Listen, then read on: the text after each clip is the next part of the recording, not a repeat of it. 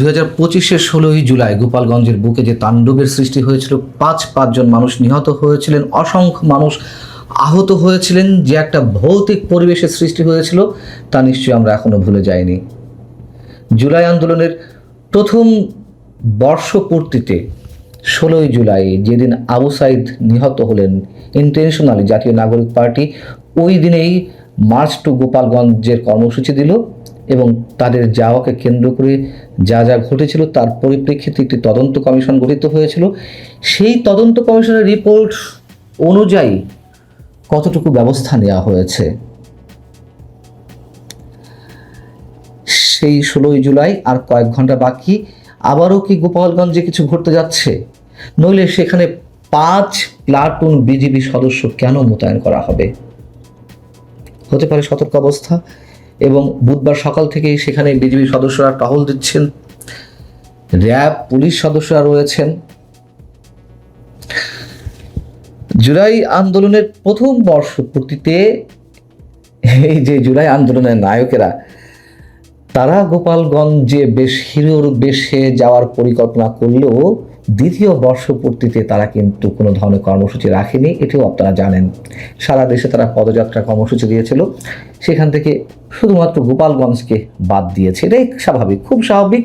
আমার ধারণা সুদূর ভবিষ্যতেও তারা গোপালগঞ্জে যাওয়ার সাহস পাবে না, সেই নৈতিক সাহস তাদের নেই। এবং সেদিন 2025-এর 16ই জুলাই তারা যে হিরো হতে গিয়ে একেবারে সেনাবাহিনীর কঠোর নিরাপত্তার মধ্য দিয়ে, আর্মড কারের মধ্য দিয়ে জীবন বাঁচিয়ে ফিরে আসতে পেরেছিল, নিশ্চয়ই এটি তাদের সৌভাগ্য। জাতীয় নাগরিক পার্টি মার্চ টু গোপালগঞ্জের ডাক দিল এবং তাদের পক্ষ থেকে কেউ কেউ উস্কানিমূলক বক্তব্য দিচ্ছিল গত বছর, যে টুঙ্গিপাড়ায় বঙ্গবন্ধুর সমাধি গুঁড়িয়ে দেওয়া হবে, গোপালগঞ্জ নিয়ে নানান ধরনের উস্কানিমূলক বক্তব্য দিচ্ছিল। এবং ওই দিন সকাল থেকেই স্থানীয় মানুষরা কিংবা আওয়ামী লীগের নেতা কর্মীরাও অবশ্যই বিক্ষুব্ধ হয়ে ওঠে, যুদ্ধংদেহী মনোভাব নিয়ে তারা রাজপথে নেমে আসে। এবং একটা পর্যায়ে গোপালগঞ্জ সদর উপজেলা নির্বাহী কর্মকর্তা ইউএনের গাড়িতে হামলা চালানো হয়। পরবর্তীতে আপনারা সবাই জানেন যে সেখানে পুলিশ অ্যাকশনে যায়, সেনাবাহিনী অ্যাকশনে যায়, বিপরীতে গোপালগঞ্জের সর্বস্তরের মানুষ এক কাতারে নেমে আসে। এদিকে রাজধানীতে পুলিশের কন্ট্রোল রুমে বসে তৎকালীন স্বরাষ্ট্র উপদেষ্টা লেফটেন্যান্ট জেনারেল জাহাঙ্গীর আলম চৌধুরী এবং এনসিপি নেতা সেই সময়ের অন্যতম উপদেষ্টা সরকারের আসিফ মাহমুদ সজীব ভুঁইয়া বসে আইন শৃঙ্খলা রক্ষাকারী বাহিনীর সদস্যদের দিক নির্দেশনা দিচ্ছিল যে কিভাবে কোথায় অ্যাকশন করতে হবে, কিভাবে গুলি চালাতে হবে। এই সব ছবি তো আমাদের কাছে এসেছে। তারা নির্দেশ না দিলে কন্ট্রোল রুমে বসে থাকবে কেন? আসিফ মাহমুদ সজীব ভুঁইয়া স্বরাষ্ট্র উপদেষ্টা থাকতে পারেন? এ নিয়ে অনেক প্রশ্ন উঠেছিল। তো একটা পর্যায়ে তুমুল সংঘর্ষে গুলিতে 5 জন নিহত হয়, সেগুলো নিশ্চয়ই আমাদের মনে আছে। কিন্তু এই যে 5 মানুষ নিহত হলেন, তারপর কি হলো? কাদেরকে আসামি করা হলো? পুলিশ একে একে 12টি মামলা করলো প্রাণহানির ঘটনায়। 12টা মামলার মধ্যে 15,000-এরও বেশি আসামি, তার মধ্যে প্রায় 500 জন নারী। মজার বিষয় হচ্ছে, যেই মানুষরা নিহত হলেন সেই মানুষদেরই আত্মীয় স্বজন, সতীর্থ কিংবা আওয়ামী লীগের স্থানীয় নেতাকর্মীদেরই আসামি করা হলো। অথচ পুলিশ তখন বলেছিল যে আমরা আত্মরক্ষার্থে টিয়ার গ্যাসের সেল নিক্ষেপ করেছি, সাউন্ড গ্রেনেড নিক্ষেপ করেছি।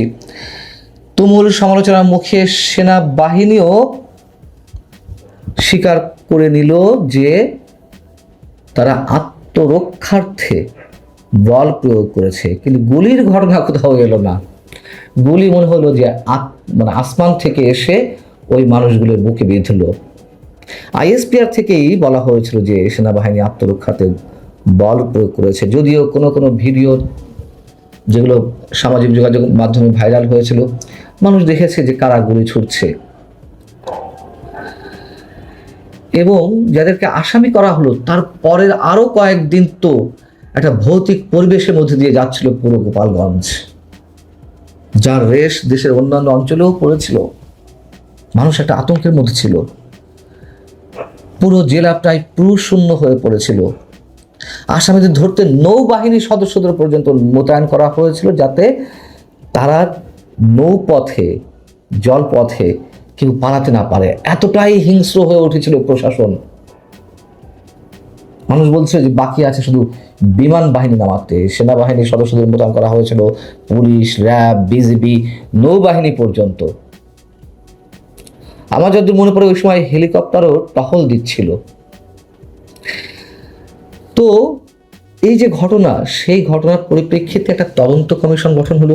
একজন সাবেক বিচারপতির নেতৃত্বে 6 সদস্যের তদন্ত কমিশন গঠিত হলো। তদন্ত কমিশন একটা প্রতিবেদনও জমা দিল, কিন্তু গুলির বিষয়ে সেই তদন্ত কমিশনের প্রতিবেদনেও কোনো শব্দ উচ্চারণ করা হলো না। কেন করা হলো না? ওই কমিটির নাকি এখতিয়ারের বাইরে ছিল গুলির বিষয়টি তদন্ত করতে। কেন? এখানেই তো প্রশ্ন, যে গুলি বিষয়ে কোনো কিছু লেখা যাবে না বা গুলির বিষয়ে কোনো প্রশ্ন করা যাবে না। খুব স্বাভাবিকভাবেই আমরা বুঝতে পারি গুলি তাহলে কারা করেছিল। এই যে মানুষগুলো নিহত হলেন, বিচার পেয়েছে? এখনো কি বিচার হবে? ডক্টর ইউনূস সরকার জঙ্গি শাসন কায়েম করেছিল, কিন্তু এই বিএনপি সরকার নিশ্চয়ই সেটিও করা হবে না। এবং মজার বিষয় হচ্ছে, তদন্ত কমিশনের প্রতিবেদনে স্পষ্টভাবে উল্লেখ ছিল যে ওই দিনের ওই সংঘর্ষের জন্য দুপক্ষই দায়ী। দুই পক্ষ যদি দায়ী হয়ে থাকে, এনসিপির নেতাদের বিরুদ্ধেও বা কি পদক্ষেপ নেওয়া হয়েছে, আদৌ কোনো পদক্ষেপ নেওয়া হয়েছে না, সেটা আমরা আশা করতেও পারি না। কিন্তু এই যে 16ই জুলাই আবারও কি গোপালগঞ্জে কিছু ঘটবে, আমরা সেটি প্রত্যাশা করি না। পুলিশ, আইন শৃঙ্খলা রক্ষাকারী বাহিনী, বিজিবি সদস্যরা, র্যাব সতর্ক অবস্থা রয়েছে, এটি আমরা আশা করি ঠিক আছে হোক। কিন্তু তুষের আগুন কতক্ষণ চাপা দিয়ে রাখা সম্ভব হবে?